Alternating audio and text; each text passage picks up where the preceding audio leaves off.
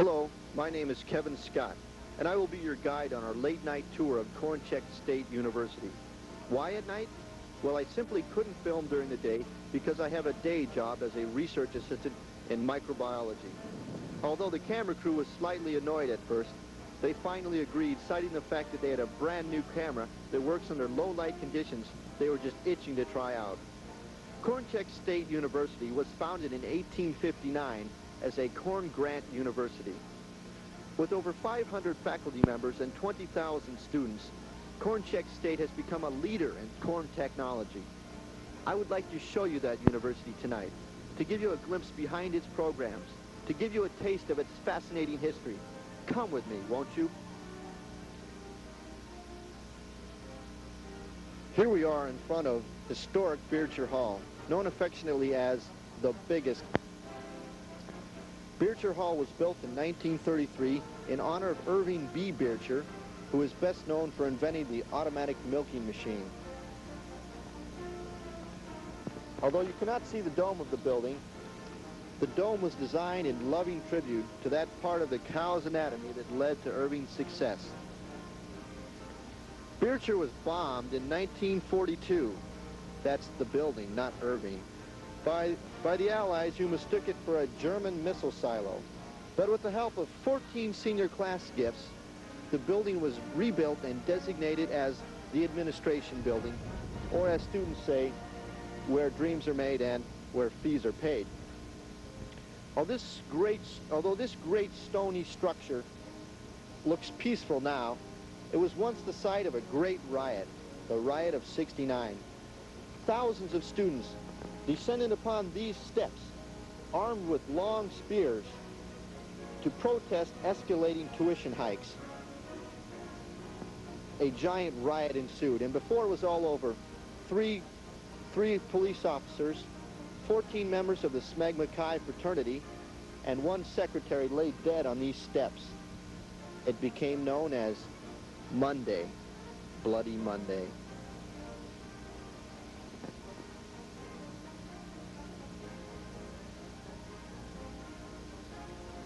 Every great university has a hub, and Chex State is no exception. Our hub is named after its founder, George Hub. You may have heard of George Hub. He's the man that invented those little wax bottles with plastic syrup in them. Originally modeled after the famous automats of New York City, the hub was built in 1951. Because of concerns for the nutritional welfare of the students, the College of Home Economics appointed a special task force to ensure that the students' nutritional needs were met. Unfortunately, no one on the original task force had heard of vitamin C, and the result was the campus scurvy epidemic of '51. Today's hub offers students a wide variety of food. You can purchase anything from a microwave burrito to cream corn in a cup. And it's the only place on campus where you can get a sandwich that has been stepped on by real human feet.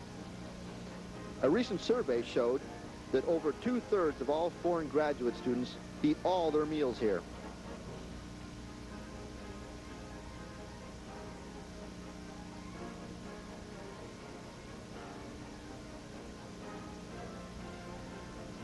Here we are in front of Chex State's well-renowned library. It started in 1868 when a farmer by the name of Billy Bob Parks decided to save his old tractor manuals in his house. Soon farmers from all over our great land decided to come and visit and browse among the fine farming literature he had to offer. Then, with little over $100 in savings, and by hawking his wife's wedding ring, Billy Bob built this library, which is still standing today.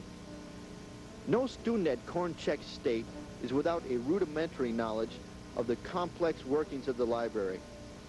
As the domino theory predicted, when Saigon fell, so did the Dewey Decimal System. Librarians were forced to take a cold, hard look at themselves. Today, every student is required to take at least one course in library. And if that student surpasses in his difficult and demanding library studies and is able to load and unload a microfiche machine without using any expletives, he is ready for such courses as differential journals, complex card catalogs, and group graffiti 501.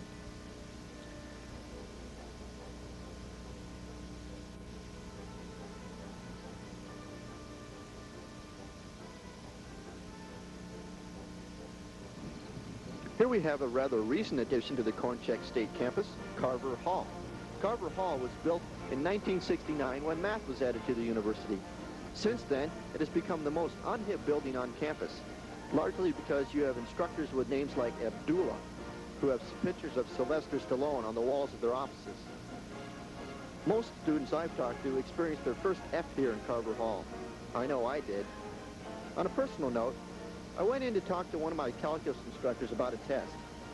And I talked to the guy for about 10 minutes before I realized he was explaining to me an old Love Boat rerun that he had seen the night before. It's time to move on.